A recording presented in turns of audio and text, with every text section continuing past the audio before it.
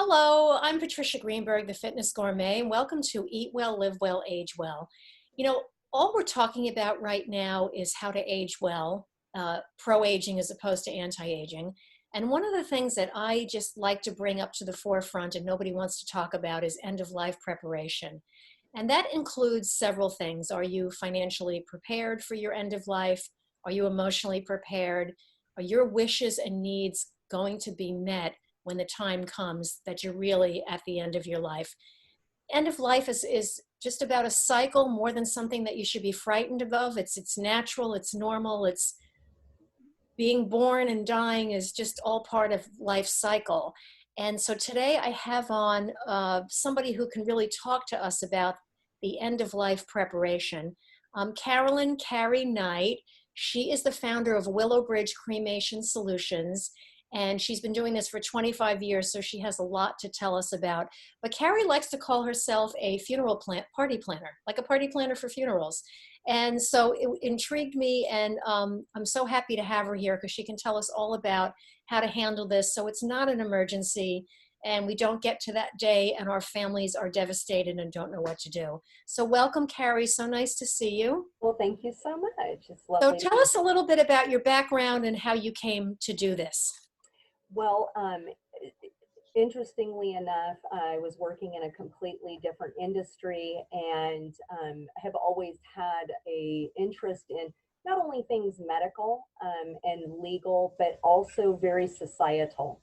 That sense of community, that sense of belonging, and underneath kind of what motivates us, what drives us, what we find joy in. And so oddly enough, I was, considering a career change, and somebody that I worked with who I had no idea grew up in this field and decided not to pursue it as his family's business, suggested it to me. I think that you'd actually be really good with families. And I, to this day, don't know what he saw really, because I was so young and I don't know what he thought I could add. But it was one of those aha moments. Mm-hmm. And just, yeah, it's just been so rewarding on so many different levels for me. So tell us about what it is you do. So what I do as a funeral professional, I've had the fortunate journey of actually, starting kind of from what we call the ground up, working all the different facets of funeral service, whether it was in the very beginnings, washing the hearse and pulling weeds and running death certificates, assisting on visitations and directing people to the restroom. And then through that experience and apprenticeship, schooling, I've been able to obtain many different certifications and licensing in many facets of what it is we do. So I'm a licensed funeral director, licensed embalmer. I'm also a cemetery manager, crematory operator. I am licensed with limited life insurance for pre-planning specifically to burial and cremation arrangements, as well as, just ongoing education that I pursue just for my love of knowledge and connecting. So I, through my career and working many different facets, really started to listen to what people would say to me when they would meet me, even in a non-professional setting. They would, find out what I do at a party, and immediately, comments like, "Oh, I'm not going to need you. I'm going to be cremated," Yeah. which I found fascinating because, well, who do you think does that? Besides, and then especially in Southern California, the trend becoming more and more with that cremation disposition.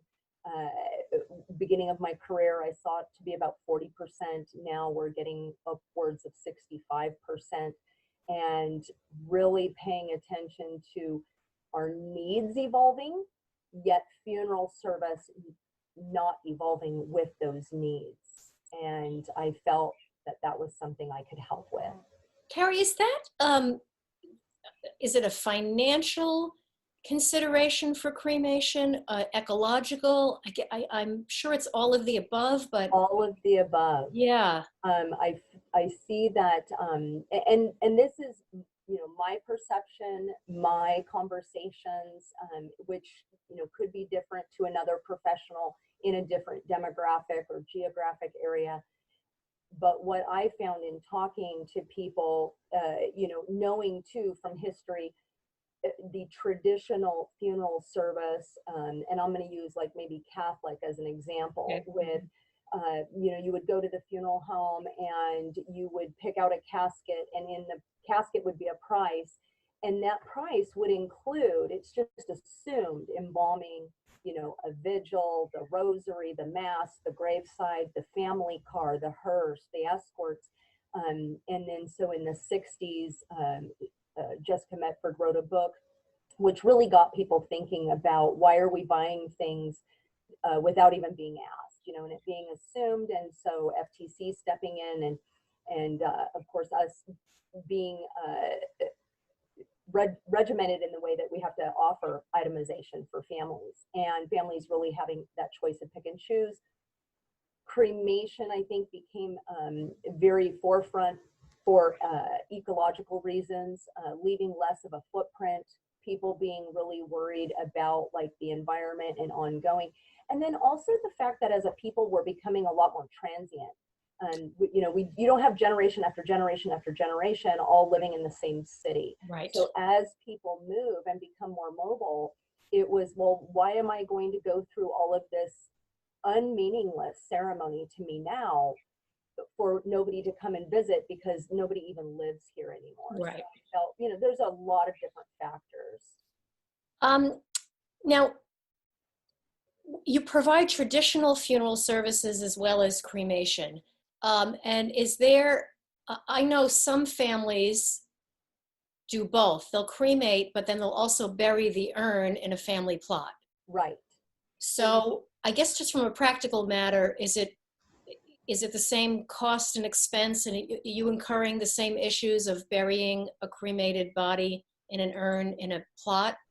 Well, and this is what I feel is a very interesting misunderstanding. A lot of people automatically equate cremation to being less expensive. And to your point, it really depends on what the family wants to do. In addition, that's like saying, oh, I want to be buried with no other details. Do you, Right. Do you want to have a viewing? Do you want family to see you? Same with cremation. Do you want your loved one prepared, or do you feel the family might benefit from seeing that person before the cremation takes Right. place? What does that look like? And then the gathering afterwards, and what is the intention with the cremated remains? Are we going to bury in a cemetery? So as for affordability, and especially with religious groups such as Islamic or the Jewish faith that are very focused on what they find very meaningful, does not necessarily equivalent to a very expensive Right. outlandish days on end type of ceremony. So really, in either case, it's not that one is less expensive or more expensive, in the sense that with cremation, families do have the, I guess, the benefit of time constraint. So if they do want to have all those different elements, but they're more in control of the pace of those financial obligations, because they can keep the urn at home for a period of time. There's no, deadline or Right. expiration date. Expiration. And it gives them the time to find that space and pay for that space, and not actually, if they haven't planned in advance, to come up with all that money at once. That's very interesting. And I think you just kind of answered a little bit what I was going to ask, but I know there's cultures where cremation is commonplace. There's cultures where it's allowed, if you want to call it that, but it's kind of frowned upon, but people are doing it more. And then there's cultures, like you mentioned, like Jewish and Islamic, where it's absolutely forbidden according to the law of the religion. Correct. So have you come across situations where families have tried to intervene on the person's wishes? how do you handle, I don't know if an individual comes to you and says, this is what I want, don't listen to my family, and the person passes away, and what do you do? Okay, so yes, I have come across those Mhm. situations, and there is, um, if somebody documents their wishes and they come to me and they outline, this is what I want to have, and they pick out the services they want, and they go as far as to even put financial money down towards that, I am bound by law to see those arrangements as they were written. I do have a little bit of flexibility in the sense of, if it's not financially paid for, I feel I still have an ethical obligation. And I cannot speak for every professional in my industry, but me personally, I am going to stick with the spirit of what it is that person wanted for themselves. And how that law reads, either way in California, is if anybody has an objection to that, they can take it in front of a judge. They can ask for an emergency hearing, and they can take it in front of a judge. There have been circumstances where somebody has made arrangements for full casket and a burial, but did not yet secure their burial space. So when the death took place, I let them know, like, we're going to go to the spirit of the arrangements, which is for them to have a full service. Mhm. But instead of a metal casket, we're going to go ahead and, like they had gone to the judge, and the judge saw it the same way, wood casket. We'll go ahead and allow for cremation on the agreement that they would save money for burial space, again, following the intention of that person. Mhm. We do have situations where the deceased doesn't have, I think, that same commitment to a specific faith base that the family has. Right. So I do see that more often, where maybe the decedent themselves did not follow, we'll say, the Islamic faith, but their family is converted and do. And so what is meaningful for them, and again, if no other arrangements have been made, no other objections that we know about, we really want to serve what is going to be meaningful for those left behind, if there are no other plans or anything documented of preference. That's the age-old dilemma, the person's wishes, and then they're no longer here to tell you, even though they might have ordered it, and then here you are with a bereaving family that's just grieving beyond words, and it's a terrible dilemma to be in. I'm going to ask you a couple more questions, but kind of the nuts and bolts. So somebody comes to you, is it more someone who's living, hears about you, comes to you and sets up the arrangements? So is that put in place in the same way you have an emergency contact at a hospital? So in the event the person passes away, you do get a call? What are the logistics of that when somebody passes away to get to you so it's handled? Well, and that sometimes can be a stumbling block, because people will come in to make arrangements, and they don't communicate that to their family, because maybe their family is resistant to even Right. face the fact, that their parents are getting older, and they don't want to talk about it, and they're not comfortable. So the parents are kind of left with, okay, well, we've got these plans and we've got our paperwork, and they'll see it, when they're going through our things.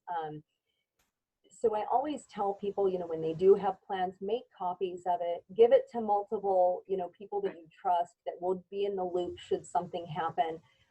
Don't put it in a safety deposit box at the bank, because you're not going to have access to it for Yeah. months. Those types of things. But if there is, the money is protected in the sense, no matter who makes arrangements with a firm in California, we don't hold the money, and that is to protect the consumer. It is an insurance policy, which means then it can be portable if you move away. Okay. So that money is safeguarded with that third party. And then, so when we are notified that the death has taken place, family meets with us. Any family is allowed to enhance any arrangements that have been made. They just can't take away. And so, especially for financial gain. So we follow through, and then what happens, they sign all the documents authorizing us, yes, you went ahead and, did everything as you promised. Then we apply to the insurance company to be reimbursed. That money is protected, and there have been instances where families have called me and, mom died 2.5 years ago. We were going through her things finally. Like we took care of her arrangements. We knew she wanted to be cremated. We never really talked about it beyond that. So we had that taken care of, but we were going through like this old box up in the rafters, and we found paperwork where something was drawn up with your funeral home. And so then I get them in line with the insurance company, and then they give that insurance company a copy of the death certificate, and obviously the arrangements have been made because it's documented on that death certificate who was the funeral home, and that money is returned to the family. Okay. Wow. Yeah. Okay. So it's not for naught. I mean, obviously in a perfect world, my heartbreak is if they see something in the paperwork that they didn't do, then they're like, oh, I didn't guess right, which can be heartbreaking.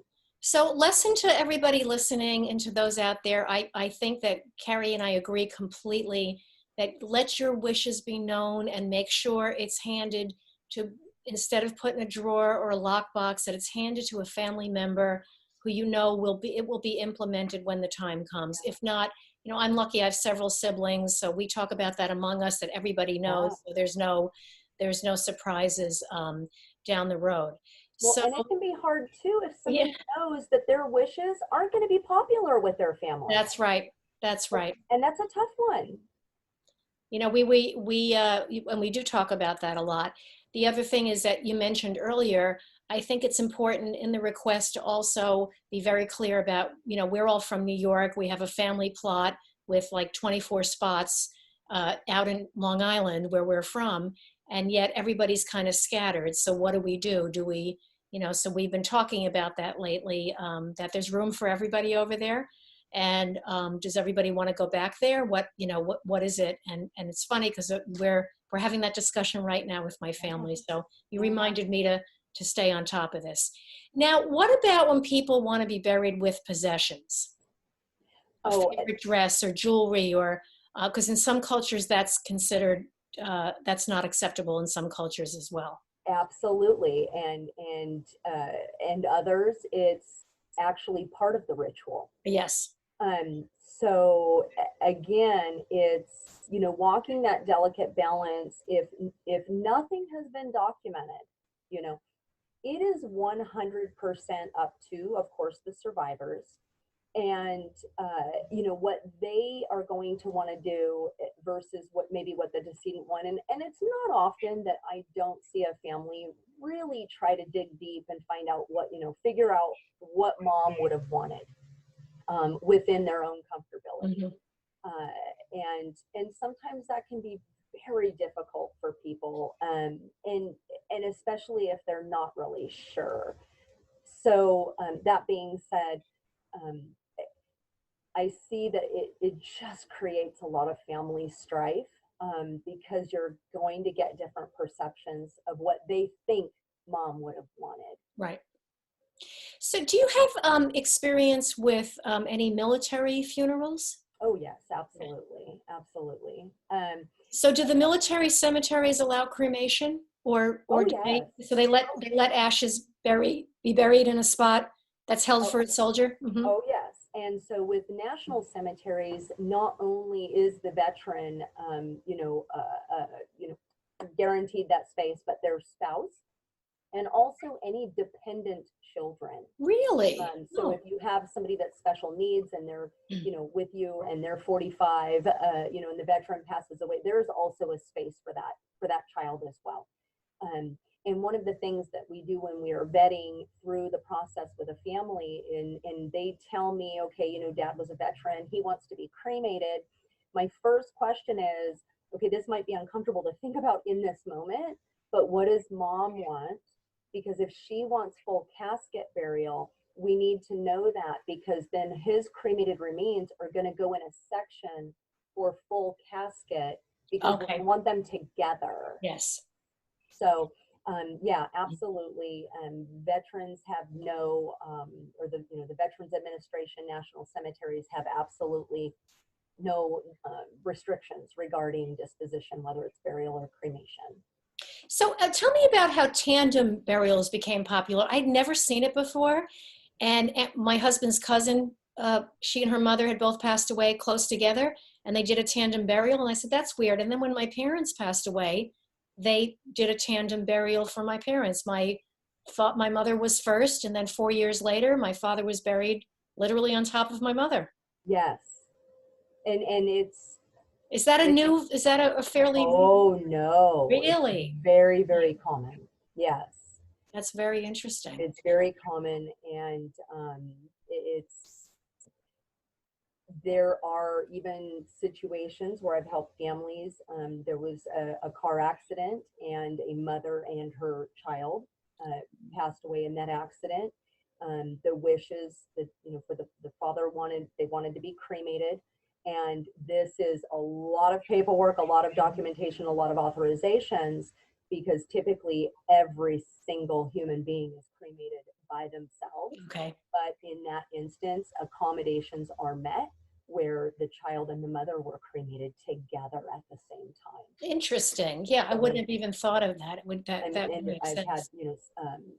even small children buried together in the same casket, those Mhm. types of things. So So what are some requests you've had at memorial services, from kind of minor all the way to outlandish? I'm curious what people have come to you with.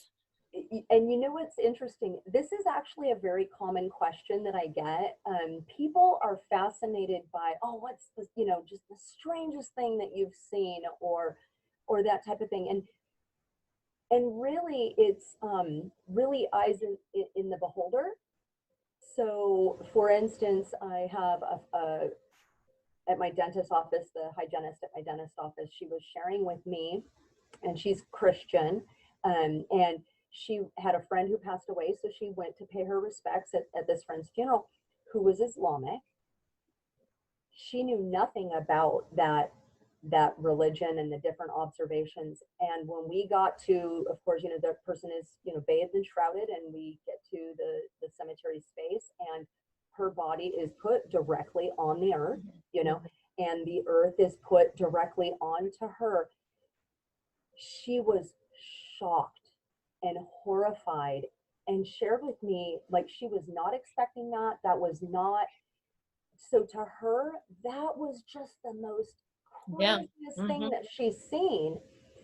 Where if I'm speaking with somebody who's grown up in, either the Jewish faith, the Islamic faith, or something like that, and they attend a Asian Buddhist service where that person is dressed and cosmetized with multiple outfits, and they're laid out in state for days on end, and Yeah.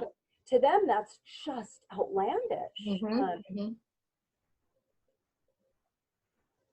And even as simple as a rock. So you've shared with me, you have a background of being of Jewish faith, Right. And what if you went to a service and you were handed a rock, what that would mean for you, okay? And whether or not you're going to take that to the graveside to place, okay? Or if I'm helping a family that doesn't have that background, and we're handing out rocks at the service as people come to the memorial, and then we share with people at that service that the person that we're there to remember was about kindness. And we're gonna use these kindness rocks, and we're gonna ask you all to go home and paint something on that rock, and maybe leave it out in the community to spread kindness. It's all about finding meaning. That's so interesting. Yeah. And what we might find is, I went to a funeral and they handed me a rock. It's so bizarre. Or a stick of gum. Right. But when we tie it to the meaning and what we're trying to symbolize with those things, it doesn't seem so outlandish to us. I've been to all of the above. I haven't been to a Buddhist funeral. And the African American funerals are a whole different, a lot of singing and celebrating. One of the most, regardless of the religion, one of the most I'm not going to say bizarre because it's not odd, but I've seen some services where there's pictures everywhere. Right. I don't know of any culture where it's completely um, considered not, taboo, or cultures where that's all they do, but it's so, like, one picture next to the casket I can see, but there was one I went to, there was pictures everywhere on the walkway around the graveside. People were holding up pictures and movie cameras showing. It was unbelievable to me. And I thought, well, okay, that's their way of preserving their memories of the person, wanting to see them alive and healthy and having fun. And yeah. Remembering how we lived. Right. Rather than how we died. Right. Okay, so what do we do with the ashes? I know a lot of people get decorative urns and bring them home. Some people throw them into the ocean. Some people pour them. Isn't there restrictions in terms of where you can put human remains? There are, and so I do advise people, by law in California, like, these are the parameters, and you can keep, cremated remains at the home of anybody indefinitely, and you can scatter at sea. You do need to be 300 yards off of any pier, shore, or landmass of any kind. You can spread ashes over land, but you have to have written permission from the property owner. Okay. So for instance, those that want to be scattered up at Yosemite National Parks is, we contact on their behalf, and they have a form letter that, it happens all the time. And then if you wanted to bury cremated remains, let's say in your own backyard, and you are the homeowner, Mm-hmm. the regulation would state that those cremated remains are taken out of any sort of durable container, and they are worked into the soil, Okay. if you will. So just in case a couple generations later that house is sold, new owner is doing their gardening, and they're not going to come They don't across find it. urn. Yeah. Mm-hmm. Exactly. So that being said, of course, we share with families the different modes and methods that are perfectly acceptable, but there aren't really any sort of governing oversight, in the sense that, if I'm sure many of people that have been sprinkled throughout Disneyland, Yeah. Yeah. but if you're not caught, it's, there's really, but if you are, there's some serious repercussions. So you're telling me that with a little more flexibility than I had even thought, that I thought you just were restricted. It was only if it was at sea, I knew it was very far out. And if it was on property, it was not allowable. Here's a crazy one. How about pouring ashes over the graves of fellow family members? Is that allowed at a cemetery? Okay, it is allowed, but it, again, there's ramifications of it. You do need to officially register with that cemetery that you are joining that person. So there has to be a right of burial, Okay. and then proper recording and dirt, just depending on the cemetery and their own regulations, whether it's rural or urban and those sorts of things, whether or not it has to be so many inches below the surface. I can't imagine anybody being okay with just the sprinkling on the top, but Right. many cemeteries do have a rose garden where it is worked in, or That's nice. or Okay. something like that. So it really is about, is there the availability of a right of burial for that space? So, Carrie, how do you personally deal with being around death and dying? I feel that what I do with people that have passed on is very sacred, because this is really the tent that we were, created in to use while we're here. And so to me, to be able to treat that with respect and honor and dignity, and to care for those that are no longer able to really care for themselves, and honor what that person meant to everybody that they came in contact with. And then the other part of it is probably the bigger focus. Most people think of my profession as, 90% the dying, but it's really 90% the living. Mm-hmm. How do I best support the family in the resources that they're going to need for a healthy grief journey, and give them permission to explore what is meaningful to them, and support them in that, because there's a lot of times where people haven't necessarily practiced a faith base, and they start to draw things into question, and it can really draw them closer to those traditions that they might find very comforting and very needed. Yeah. So, Carrie, tell me about living funerals. It's something that I have heard about and talked about with people. I've never attended one, so I'm curious how those work. Well, I've been fortunate to be included in 3 different times where families, that was the wishes of the person that was going through a very eminent situation, some closer than others. Mm-hmm. And really the whole point was, if they want to be included, they want to know the impact that they've had on other people, and how much those people have had an impact on them. Mm-hmm. And so I remember the first time, it always starts with, I have a weird question, can we do this? And I was like, absolutely. And it's you get very mixed reactions, when you talk about it with people. But it wasn't anything, of course, that any of the guests found surprising, and everybody was a little unsure as they came, and this is not something most people have experienced. And it was wonderful, for them to be able to participate in not only picking out the elements that they wanted to express to everybody around them, but to really be able to hear. And it's surprisingly difficult for us to sit back and hear all the good things that we've meant to people without just, Yeah. sobbing through the whole Yeah. thing. And I think that's what we're looking for, is just connection and that reaffirmation of the positive things that we find in walking through this journey with other people around us. So beautiful experiences. And did the people who had living funerals also have a traditional funeral at the end? Oh, so one person did, and what they had done, they were of Catholic faith, and they really wanted that personalized element. So they did have the living funeral, and then when they did pass away, they ended up having a funeral mass, and then subsequent burial. The other family that I helped definitely had a final viewing for the immediate family, and then cremation. And I cannot remember, please forgive me, many years ago, what they did with the urn.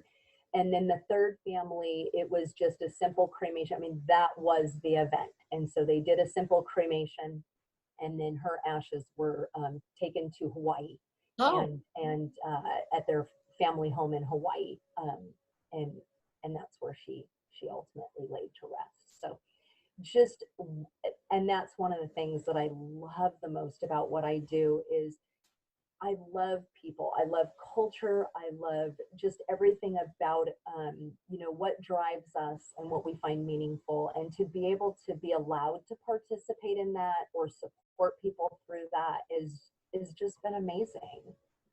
so Carrie, another question I had for you is, in the time of COVID, and hopefully this will pass sooner than later. Have you been just doing Zoom funerals? Have you had to organize any of those, or? So yes, we have done everything from, again, bringing the family together in an intimate way within the protocols and the standards that have been offered, and then offering webcasting or Zoom or private platforms for, specific codes to be given out to people so they could participate as well. But more often it is, the very simple arrangement. Let's get them, properly laid to rest, whether that's, whether that's cremation or burial. And then we will gather at another time, which is not as uncommon given the fact that we are so scattered. A lot of times people will go through the very important observations first, and then, at the 1 year, which is very typical to do like an unveiling of Right. a headstone for the Jewish Right. community and things like that. So we will be continuing to revisit those that, have passed on through this. So. Carrie, thank you so much. This was really, in a short period of time, this is incredibly informative. Oh, And I have so much respect and admiration for what you do, because it's such a taboo subject to begin with, and people don't want to hear it and don't want to be around it, but it's so necessary and so much needed. Yeah, again, Carrie Knight of WillowBridge Cremation Solutions, thank you so, so much. Oh, you are And so welcome. I wish you all the best on the rest of your journey here. It was great. Thank you. Have a wonderful, wonderful day. I appreciate it. Thank you Okay, so much. thank you.